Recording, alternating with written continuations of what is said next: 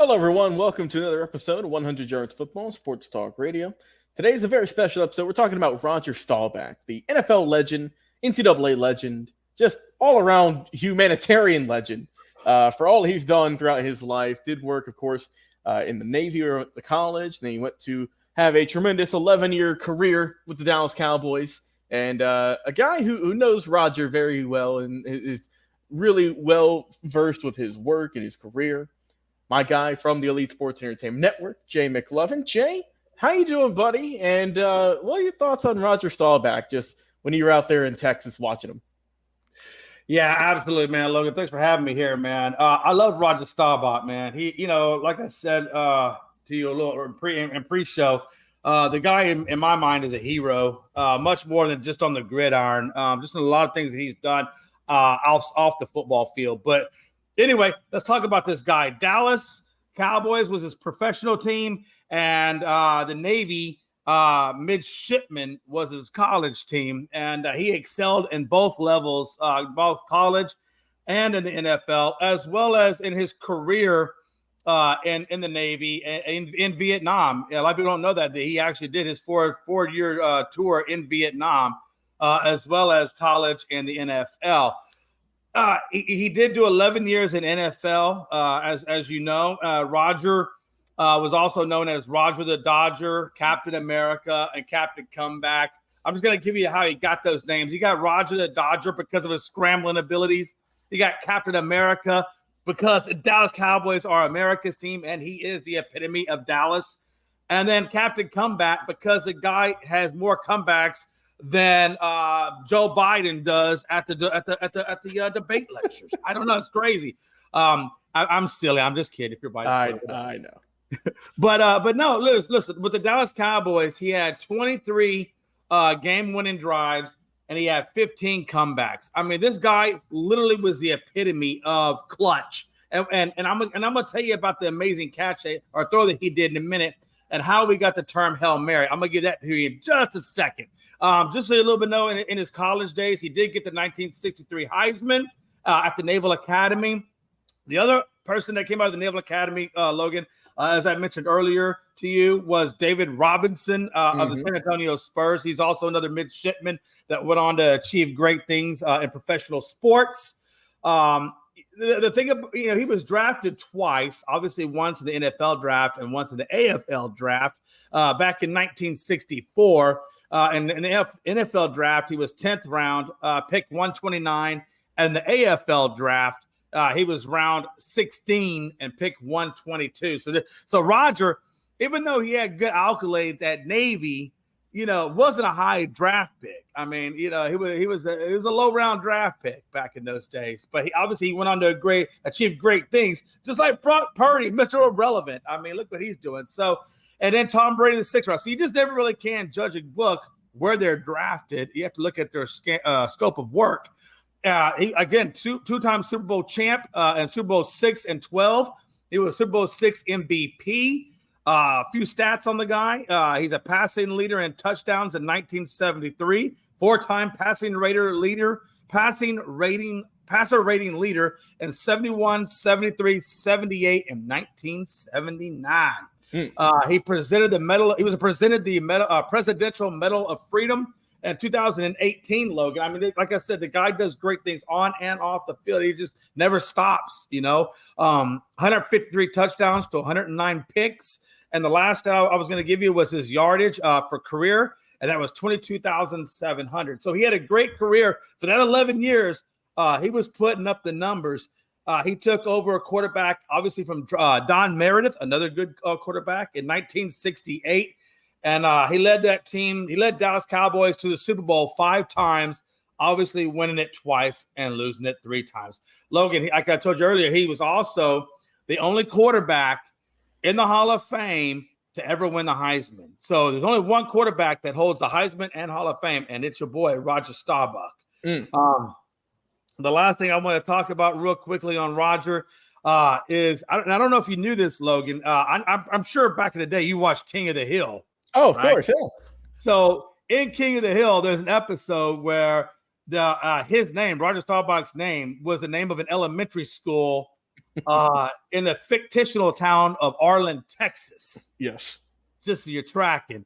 And but the biggest thing, Logan, the biggest contribution, or one of the biggest contributions to the NFL, not just Cowboys, but to the NFL, is the Hail Mary pass was named after Roger Staubach. And let me tell you how that happened. Why do we call it the Hail Mary pass? Logan, for a long time I wondered, why is it called the Hail Mary pass?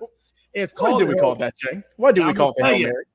So, to the boy I like to affectionately call Drew Pearson, they played the Minnesota Vikings. They were down 14-10 with literally just a few seconds left on the clock. And he threw a 50-yard touchdown to Drew Pearson.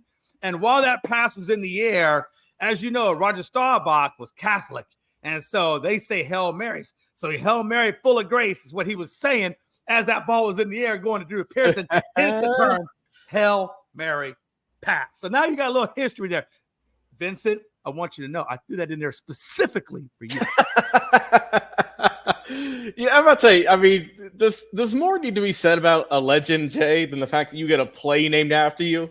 I'm just saying. You know?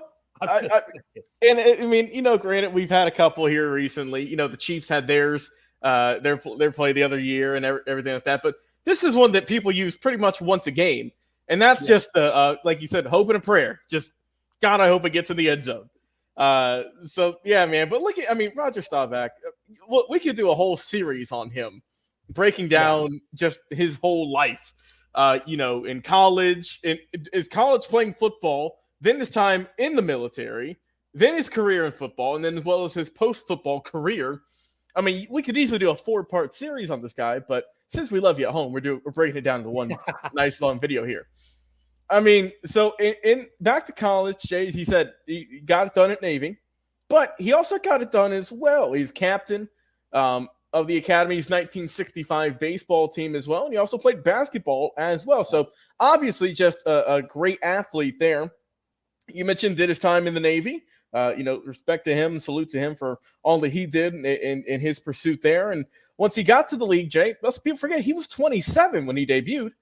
Because, like you said, he had to go and do he went for his military service. So he debuted as a rookie at age 27.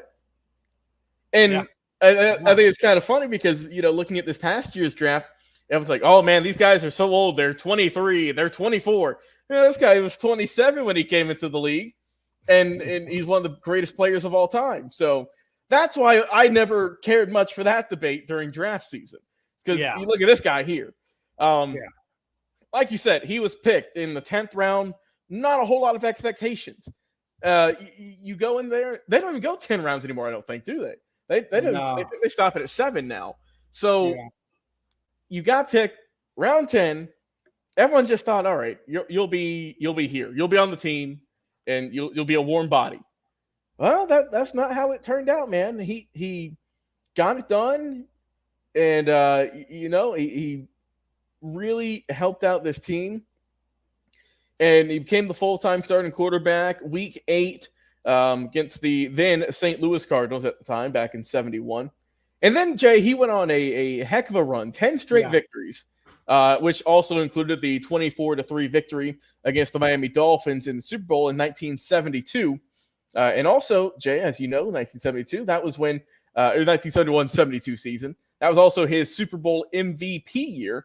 For how well he did in that game. So, like you said, he just had the hot hand. He gave it to him. And like you said, 12-19 passing, 119 yards, 2 touchdowns, also ran the ball for 18 yards. Then he got his own contract. Didn't need an agent also. He negotiated himself. And he got a 3-year deal for around $75K per season. But then, like I said, the second Super Bowl in 1977, he also did well in that, 183 yards, 1 touchdown, no picks. When Dallas got the win over Denver. And also, it's funny, led by former teammate of his with Morton. So that was just kind of like, all right, we'll kind of stick it to you there.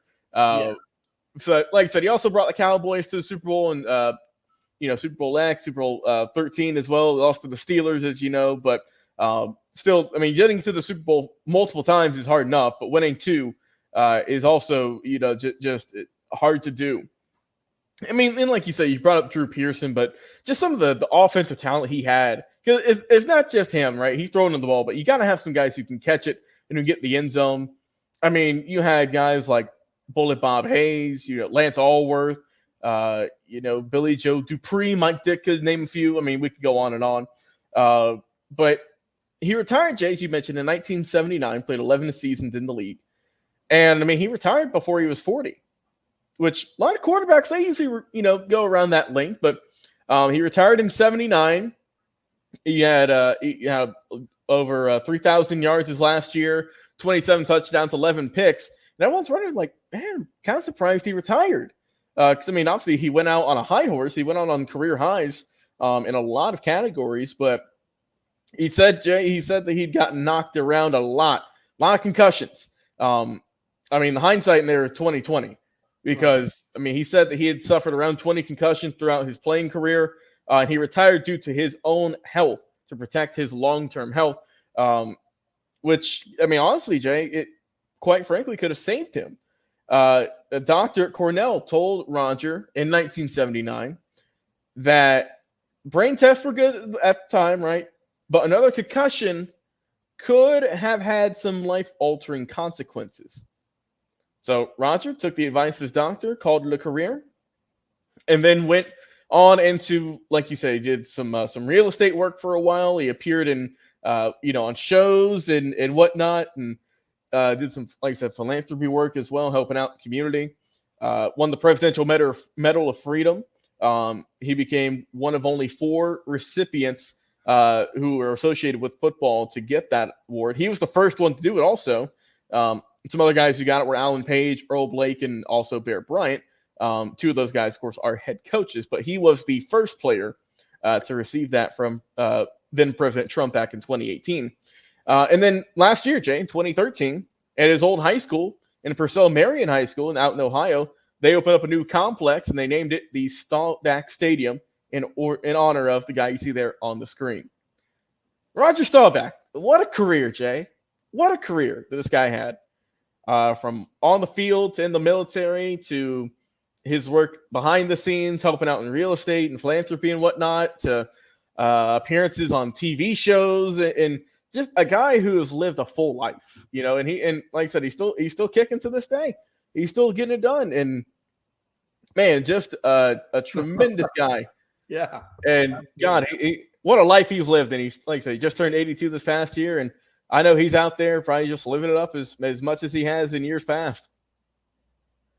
Oh, but man, what a guy. What a guy. And it was a fun time to talk about him on this show today. But Jay, I appreciate you, man, coming on, talking about Roger the Dodger, Captain America, whatever you want to call him. We'll just call him Roger Staubach.